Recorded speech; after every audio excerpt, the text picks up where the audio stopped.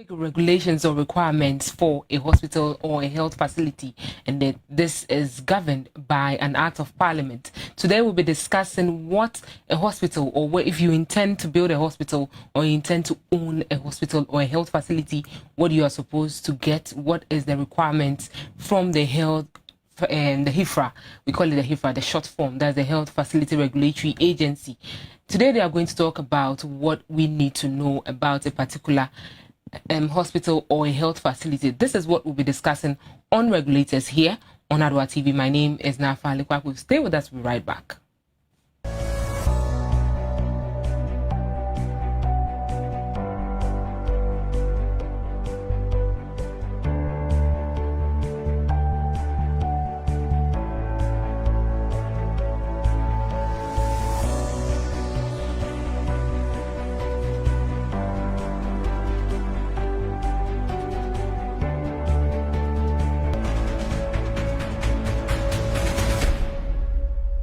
Hi there, welcome back from the break, and I've been joined by Dr. Philip A. Bano. He's the Registrar or CEO for HEFRA, Health Facility Regulatory Agency. Hi sir, welcome. Thank you. Yes, right? Yes, now, right.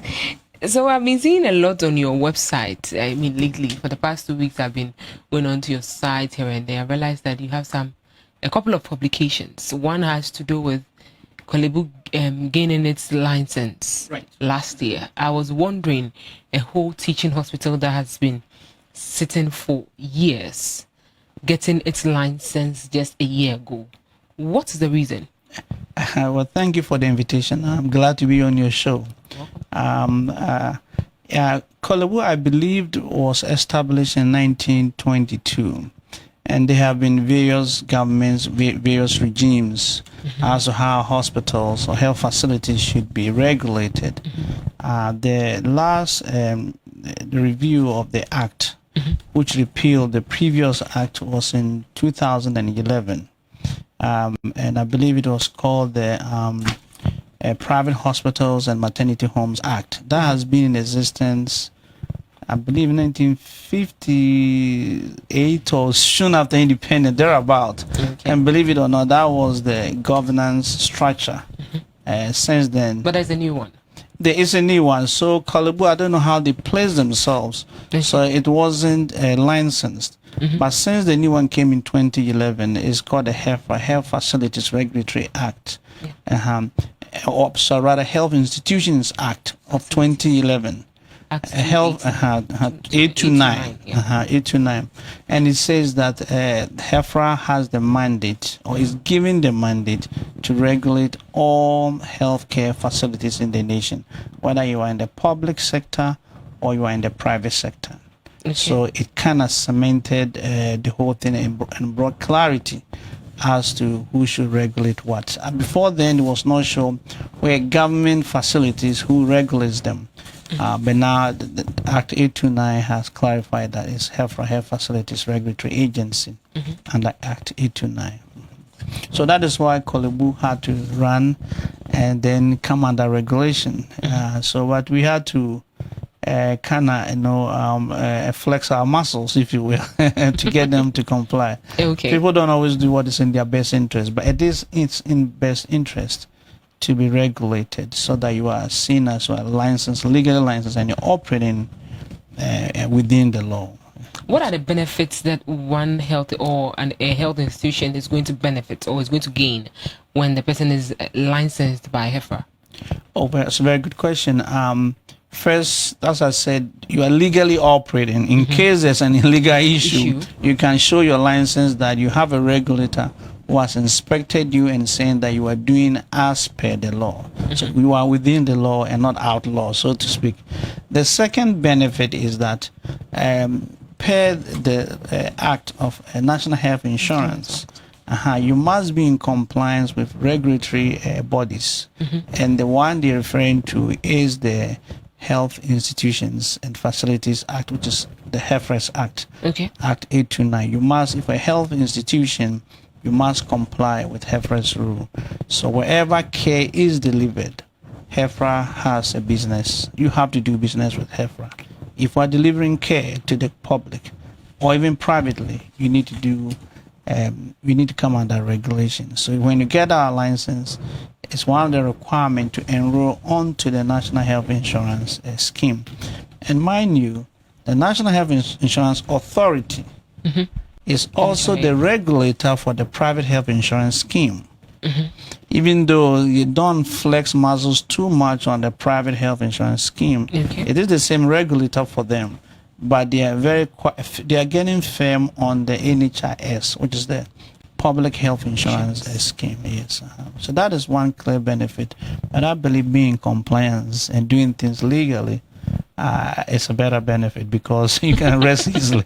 Yeah, you can rest. Because there are fines and stipulations for non-compliance. Yeah, we'll come back to that. When someone fails to register or to get a license, going through the proper routine, what happens to the person? But it is said that you have 4 categories: the registration, inspection, licensing, and then monitoring. Can you explain this one after the other for us? Well, thank you. Now that is our core mandates.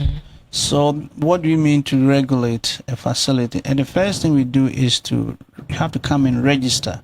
And by registration, not just like a piece of paper giving us your name and things. There's a lot more to registration than it appears to you.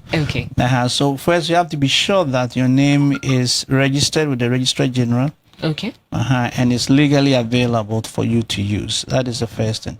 Then we go even further to determine the ownership type, whether it is government, quasi-government, NGO, faith-based, or private foundations, what have you.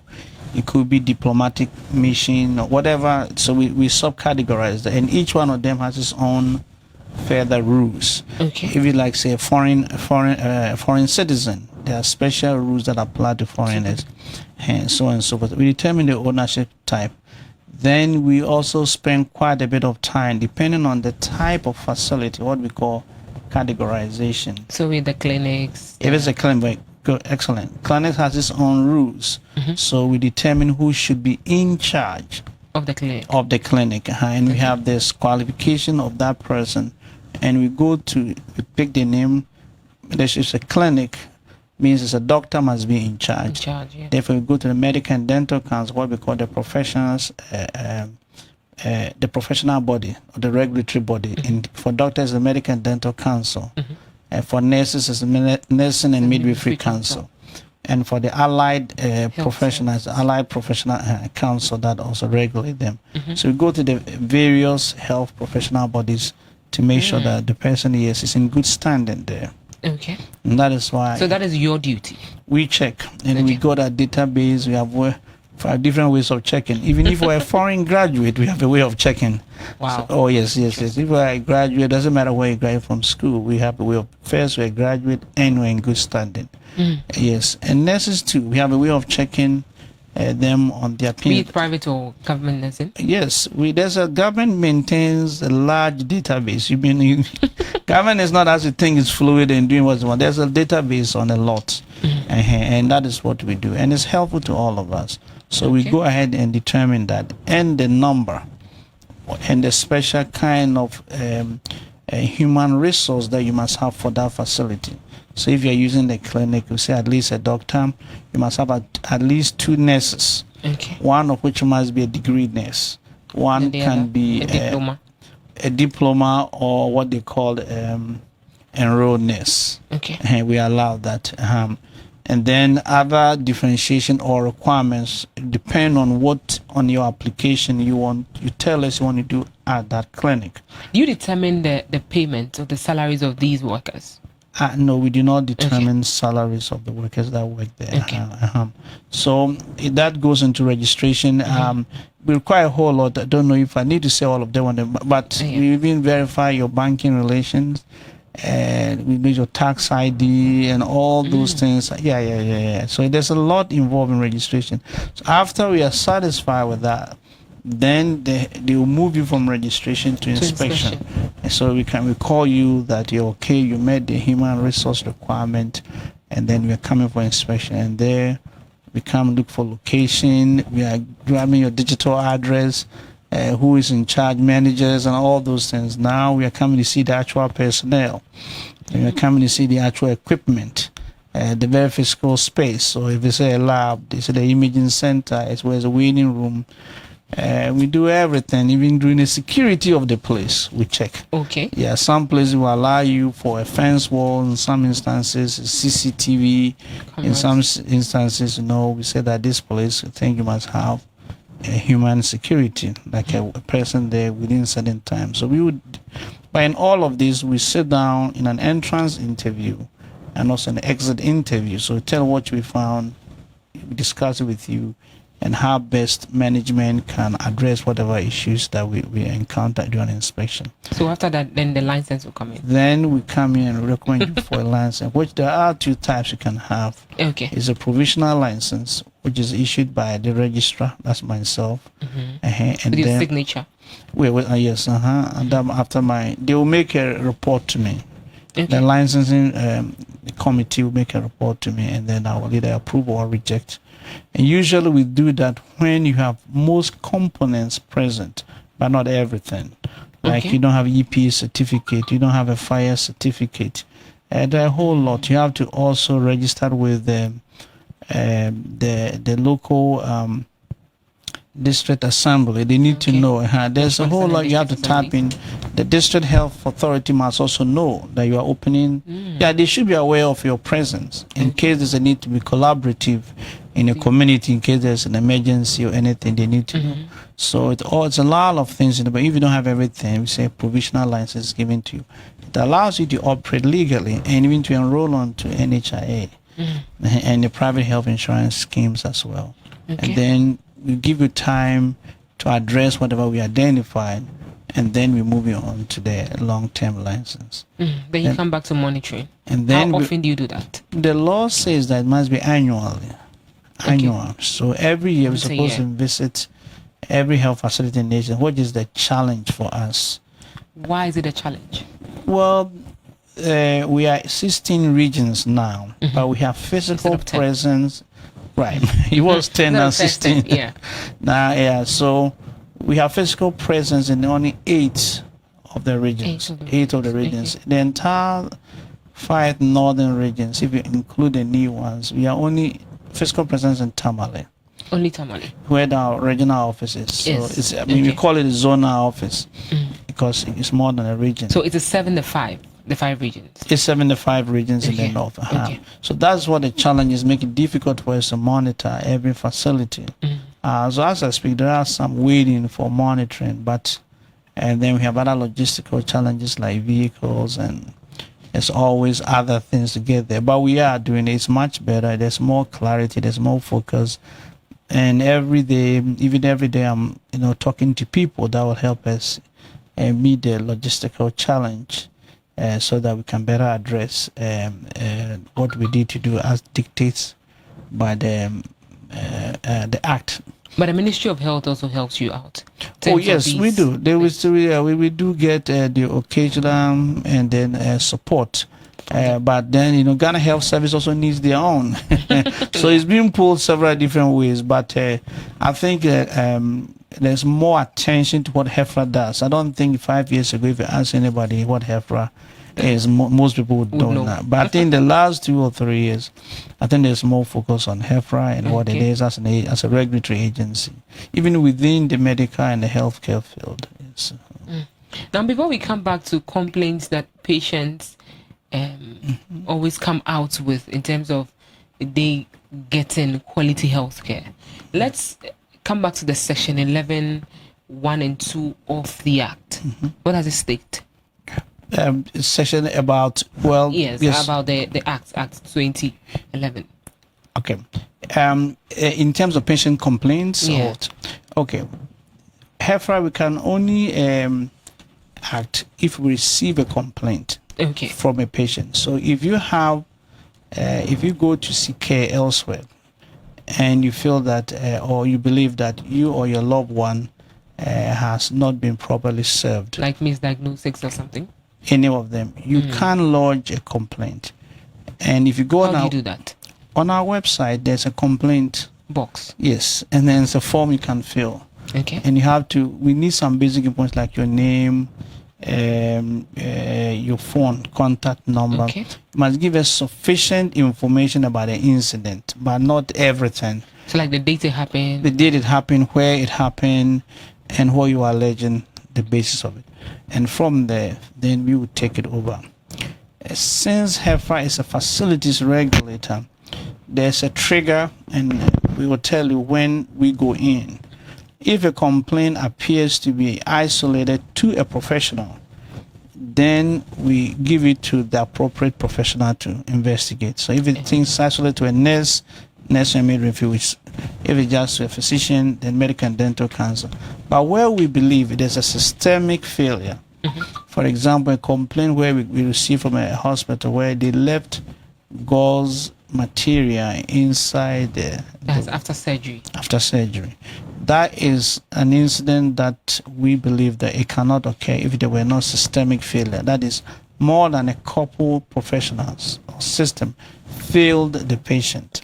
Then HEFRA will come in and then do our investigation. And then from there, we give it to the ministry, or depending on the findings, we inform the patients and their legal representation as what they will do. So they approach their facility, and then they decide whether they can settle or they decide to seek a legal redress and so on and so forth. Okay. Now let's come back to specifically maternity homes. Okay. Now after a woman delivers the placenta, whatever happens, it is said that, or per my investigations from some nurses and then midwives, they tell me that, or they told me that it is always either you bury it or you have to take it to a particular place. Why is it so? Well, I'm not sure about that, but the law requirements is that every maternity home must have at the minimum placenta pit, which must be buried, and it is one of the what should I say requirements that must be satisfied, especially for a maternity home. All healthcare facilities must also have what we call medical waste disposal plan, separate and apart from ordinary waste, and they are color coded. So, and then they can have incinerator to burn, or they can tell us how they dispose of the medical waste. One way to not to get into trouble with us is to have about 6 medical waste companies certified that you can go into contract with them. So they will come and pick it up. And then you come and they know how to treat medical waste separate from domestic waste. Zoom Pack is one. But you cannot take it to a pathologist. A pathologist? Yes. A pathologist should not be, not my opinion, by the patient. It means that there's a special case for it. Yes, like they do surgery or they do a biopsy, and then they take pieces of tissues, and then they have to treat it or cut it into certain sections or fragments. They put them in cassettes. Okay. And so usually it is a hospital or healthcare personnel that will transport it to a pathologist, if it is an outside pathologist from the hospital or from the clinic. So it's usually it's not usually handled by a patient.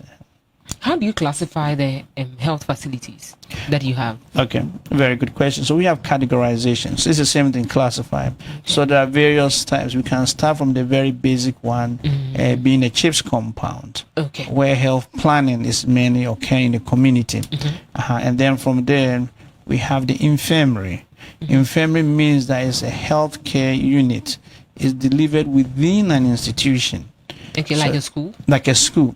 That's a perfect example. Or if there's let's say an office, a church, whatever, that's an institution. If you want to have a small healthcare facility in your building to take care of daycares or employees, they come under the categorization of an infirmary. And that is allowed to be headed and run by a registered nurse. So if an institution, doesn't matter what kind, you can have a registered nurse to run something like that for you. You don't have to have a doctor or a PO or a midwife or anything. Registered nurse, degree nurse is what we need. For CHIPS compound, since the government allows enrolled nurses to run it, and that is government room. And then from there we come to the maternity homes. And that is where you have the mid-level providers, they begin. So it can be headed by a midwife, a trained midwife, and he or she can employ nurses and other enrolled nurses to work with her. And from there, you go on to the health centers. Okay. Health centers, at the moment, it's a little controversial, but at the moment, it's headed by physician assistants. Okay. And they can be all other mid-level providers. If you are given the authority to run your own clinic, supervised or unsupervised, at the moment it's unsupervised, but we are looking towards supervision. You are essentially having a health center. So it can be a primary care health center, or it can be a ENT nurse health center, or there are various ones coming out that want to have. So you are in that category of a health center. Okay. Then you move on to a clinic. Clinic by definition means that it's a doctor that is there. So when we fully adopt our nomenclature, you can't use it with the word clinic unless there's a doctor there or a dentist is there. So that is the differentiation. Okay, for a clinic. Then you go to polyclinics. Okay. And a polyclinic means more than one clinic. Poly, many. So you must have at least 2 specialties. Either a pediatrician, internal medicine, an OBGYN, a cardiologist. OBGYN, that's the obstetrics and gynecology and gynae. So 2 specialty cares or services you want to. That's why it's polyclinic. Okay. And require a minimum of 2 doctors. It can be a doctor and a dentist, by the way, because it's a different type of service. Or you can also have a single specialty medical center, like a group of pediatricians, a group of family physicians, a group of cardiologists. They are all the same, or a group of nephrologists all together. A single specialty medical center. That's a lot of them. Then you can go to multi-specialty center where different varieties of doctors. So that's a teaching hospital? It doesn't have to be, but most will be. If a specialist is there, most likely there will be some teaching going on there. It will be a waste for a specialist to sitting and not doing any teaching. But it's multi-specialty, so the different providers are there. There be endocrinologists, nephrologists, cardiologists, infectious disease, neurologists, surgeon. I mean, different specialties are there. Okay. That's a multi-specialty in the private sector. Or then you can go to the hospital. In hospital, we have the primary hospital. We are redefining hospitals. Instead of a district hospital, we are saying it's a primary hospital. Okay. Then we have referral hospitals, which begins with the secondary hospital, tertiary hospitals, which used to be called teaching hospitals. Wow. And then we have quaternary hospitals, which there are only 2 types in the country. Which is the University of Ghana Medical Center, UGMC. Okay. The new one they're building. And then there's another specialized reference lab that is in the hunt looking for that differentiation, but not quite yet. So that is that. Likewise, when it comes to the diagnostic centers, so if you look at laboratories, we have the basic to the quaternary, very high level. Okay. Likewise, so labs we have from one using just strips, then where you draw blood. So they can do full blood count or chemistries. You can do some assays, electrophoresis, and so on and so forth. And then the next level, which is the secondary levels, when you do hormonal assays. So thyroid, FSH, LH, any hormonal assays, it makes you a secondary level. Then you can go to the tertiary level where they will do things like DNA and so on and so forth. And so that is where. So there are differentiations in all of this. And as you move higher, it becomes more complex. You're allowed to do more complex testing. Of course, the human resource requirement also gets higher and higher. So if you're talking about primary laboratory, for example, a medical scientist can head that. Okay. Then when you head to the secondary lab and then we prefer to see physicians who have specialized in medical laboratory medicine, and experience as well. So you can always make a case why if you can't find one, we will listen to you. And then we move on from there. So I hope you get a flavor of yes. It's a fairly broad. Yeah, all these that you mentioned, the categories or the classifications. I didn't hear you mention a mental health facility. Oh, very good. That's a fair question. Because for some reason, when they made the act, they made a few exceptions to the act. And one of them is mental health. So mental health has its own mental health authority that regulates mental health. So you don't regulate that? So they make an exception to that. However, the Mental Health Authority has approached us because now we are trying to, instead of being two like silos and separate, we are trying to be more collaborative.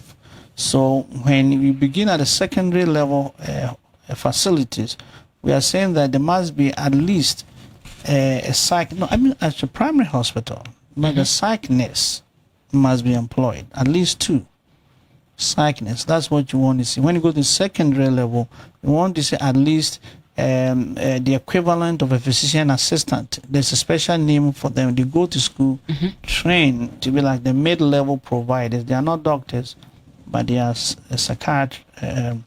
They attend to psychiatric patients, so they are better trained than a nurse. They are there. And then when you go to higher level, we prefer to see a full psychiatrist that is there. So it may not be a mental health institution, but we want to see some collaboration or some outsourcing or allowing, even through contract, to have a psychiatrist come to the hospital to take care of patients who may have psychiatric needs. And on the ward, we don't say that there should be a psych ward locked out, but we prefer to see, in case you have an agitated patient, how would you manage that or treat her? So while we don't see rigid mental ward and things, we want to be able to say, I can convert this session in case I got a patient that requires that sort of attention. So we are kind of working together in sort of separate functions that we used to have. So there's more collaboration now than before.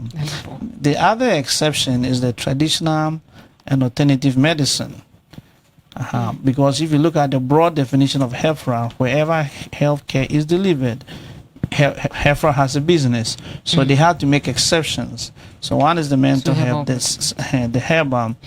And a lot of people were not too happy, but they have their own act with their own respective authority and to address many of their issues.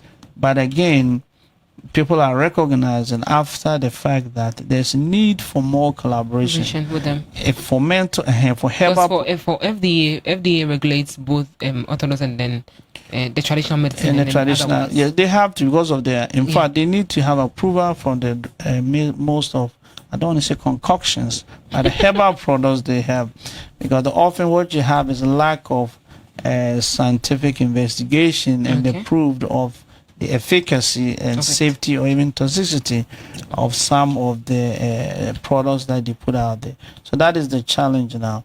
But for the moment, there is a separation, so that the authority regulates their own herbal clinics, and then HEFRA regulates orthodox healthcare facilities.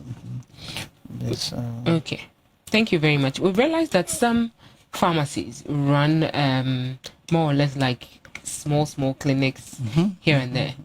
Do you regulate the pharmacies as well? Wow, we know we have pharmacy council. I know we have pharmacy council, but do you regulate them? Very good question. You're asking.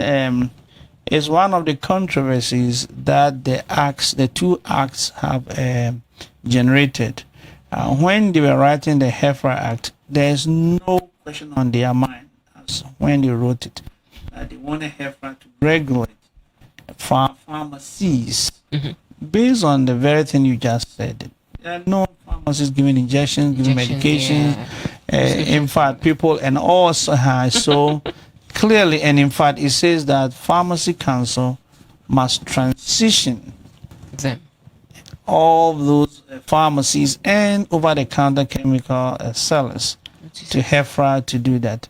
But then after the HEFRA Act was written, they went back to re-grab those two functions. And apparently in law, there's what they call immediacy or recency overtakes the past. So the most recent thing Parliament does is deemed to be what is in effect. So, but minister and other well-meaning people have stepped in and asked for greater collaboration in how we regulate based on what we know happens in some of these pharmacies. It is an issue that I will probably. I'm only 1 year as the CEO or registrar HEFRA, and next year is an issue that I will, if I have the privilege to turn my attention to and see how far we can address that issue. We have our hands full. There's a lot of healthcare facilities around that we are yet to license and address their concerns. So we hope that it would work well for all of us. It Because should if be. they are licensed, I think it will be a form of monitoring, or they know that they are under certain obligation to see to it that things are rightly done. That's right, and especially if they allow the penalties to work. Penalties in what? No, nobody wants to be punished. Nobody. And then that is what, in my opinion, it will help the owners and then also those who work there to take the work a bit serious. Not that they don't care, they do, but obviously errors occur. Some of these errors are quite, when you hear, it's jaw dropping, and he said, wow, this really happened. And mind you, as we always say, you never know when you will be the next patient, including even the doctor himself or the nurse herself. So if we are, we hold the standards, then it's better for all of us.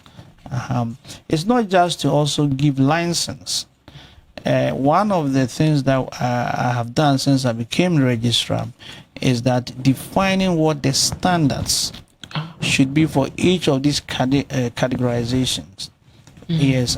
But who sets these standards? Very good.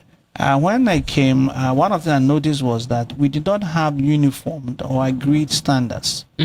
By that, Ghana Health Service had variations of their own standards through their peer review system. They have certain standards and codes they use. But if you go to CHAG, which is the Christian Healthcare Association of Ghana, they have different or variations of that. If you go to the Muslim faith, they will have different. If you go to the private sector, Society of Private Practitioners and Society of Physicians and Dental Practitioners, they have their own also. Other healthcare facilities had their own standards that they use. National Health Insurance had their own. So what we did was that we brought all the stakeholders together, and then each one of the categories that I stated, we went through that and drew the standards for them. Who should be in charge? Who should be the supporting human resource? What should be there? What procedures they should do? What they cannot do? What procedures should be done in the hospital? What can be done in the clinic? So we've answered these questions for about 45 different types.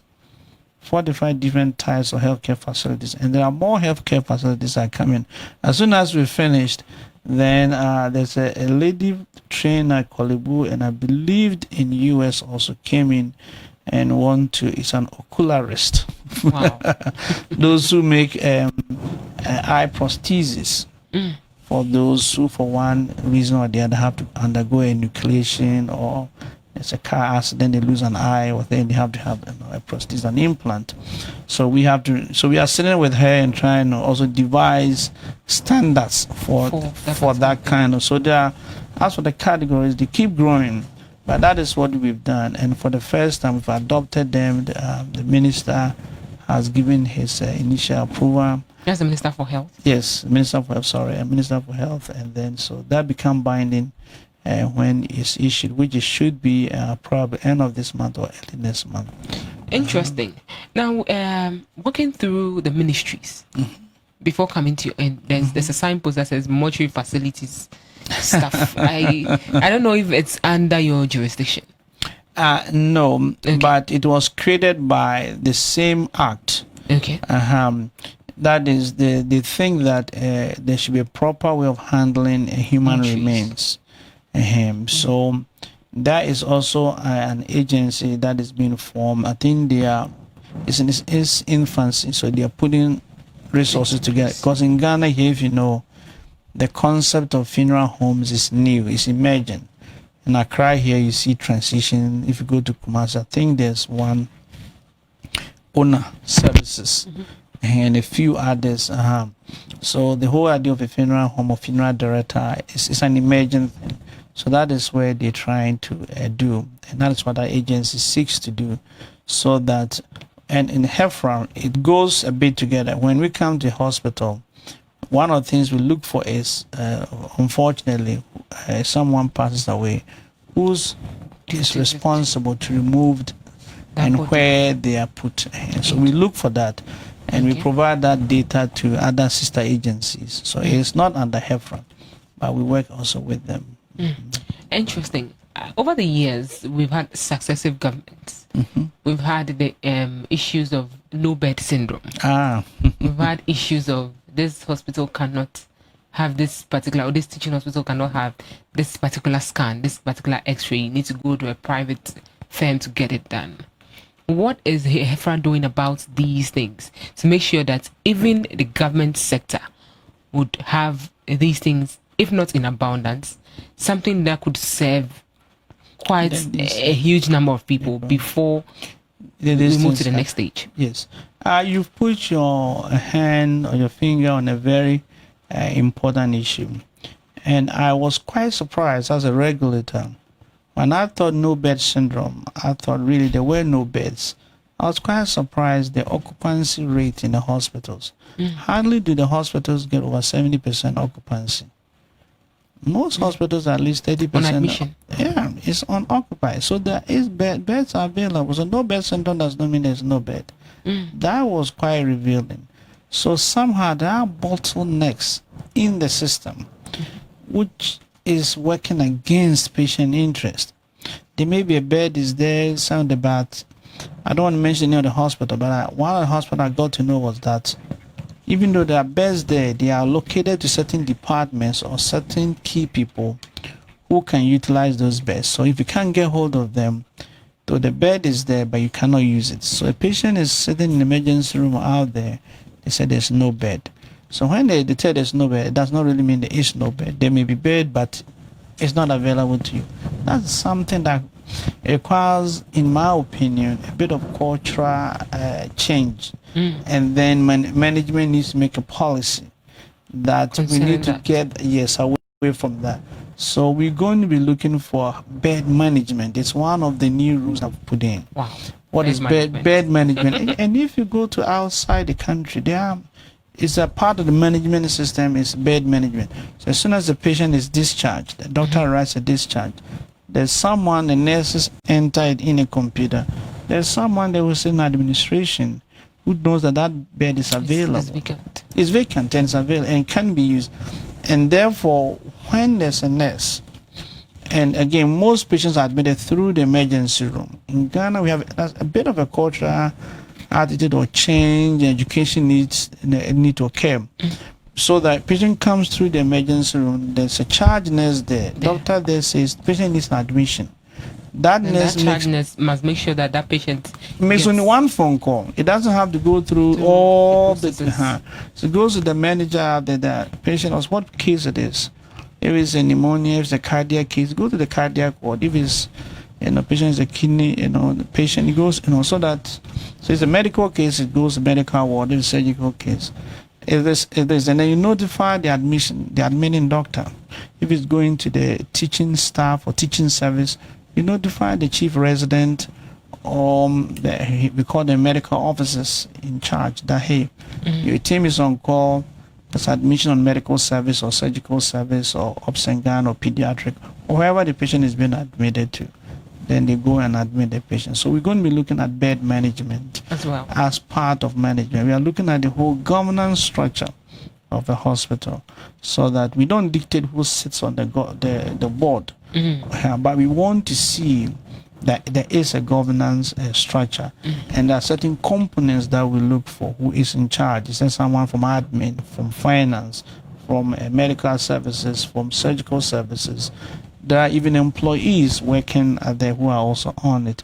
We have our own idea who should be, but we will listen to what you have. And if it's adequate, we go. If not, we show you our proposed sample of what the governance structure should be, so that you take into consideration the views of several people And initially there may be resistance, but they will find out that it will kneel to their own benefit.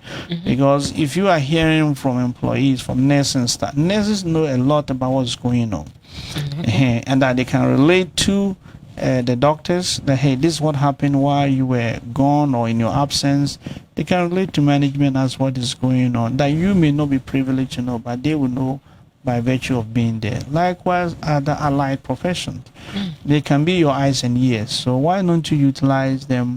At least one or two people of that? So this is our suggestion, but we'll listen to the very good ones. That others. Interesting. The Legon Hospital that you mentioned earlier was commissioned not quite long ago. Every hospital or every category you've mentioned has a particular specification what that category needs to have in that facility. Absolutely. Do you think that the new place that has been commissioned has whatever it is required of it? The simple answer is no, but it has a lot. Okay. No, but it has a lot. A lot, yes. It's why it's ultra modern. It's one of the newest we have. I'm not. I think it is comparable to any hospital in West Africa. Yeah, if all the things that they're supposed to be there, even when they get them in, I was surprised. Some of the gadgetry that when we were doing inspection, they were being offloaded. Interesting. I'm not catching you on that side, but it's good that we have something there. Yeah. Now let's come back to quickly. We have some few minutes to wrap up. Oh, okay, wow. I mean, what happens to people who go contrary to the regulations that you've set for them? Penalties, sanctions. Very good, very good. Okay, you're heading again on a very important thing. As I'm saying, I came in here. The agency has been established. There are a few things not there yet. Okay. But I'm working on them. One is that we've gotten our standards. I thought that was first thing I needed to do. And then logistically being present in audits. I'm doing that. The thing is the enforcement and compliance. Just last month, middle of last month, that I received a phone call that our proposal to have legal and compliance unit has been approved by Public Service Commission. And so now I have the green light, hopefully with my board, to hire an attorney and other things and get a compliance unit to get things in. And it's not to whip people into shape, but to back what we are saying with a structure. Yes, so that because some of these people are very well resourced, that when you pick on them, you'll be surprised the caliber of defense attorneys they're going to unleash on you, and you will probably have to recoil if I'm not shocked by them. I mean, some names you already know, but I want us to be ready. And people shouldn't take it for granted. There are serious penalties in the act, including confinement. Yeah, and that I will never have to. I don't ever have to. Licenses and all that. Yeah, oh yes, we can discipline by withdrawing your license or warning. We can impose a fine. We can lock up the place. We can recommend to National Health Insurance to downgrade you. Yeah. You say you're a tertiary institution, we can downgrade you to a primary institution. That's a huge loss to you. To reimbursement, yes, because teaching hospitals are paid higher premium by the government, NHIS, and I believe in a private health insurance. So if we recommend to downgrade you with all the attachments. I think it will send a shock. You were asking about a facility where there was no MRI and CT scans, and patient had to be taken from a hospital to go to an outside. So how come that you are doing procedures, surgeries, that you need in post-operative care? Some of these things will be needed, but yet there are no efforts taken to ensure that these equipment were working. So those are some of the areas that we come. I do not want to come across as heavy-handed, but hopefully people would look at our standards and how they are applied. Writing them down, I think, is the first step, because some people, or most people, when they know what is required of them, I believe they will do the right thing. But up until now, it has not been done. It is done now. We hope that the compliance unit would come on board and then things will be rightly done. Thank you very much, Doc, for educating us on this. But I don't think we are done. We are nowhere near middle of whatever we want to discuss. But this brings us to today's edition of Regulators here on Adwa Television. My name is Nafa Alikwaku. You heard Dr. Philip Bano. He is the CEO for Health Facility Regulatory Agency. We'll come your way same time next week, Monday. Before then, enjoy the rest of our programs. Major thanks to my producers, my camera crew, my sound crew, everyone at the MCR. God bless you for your time. Thank you very much. We are out.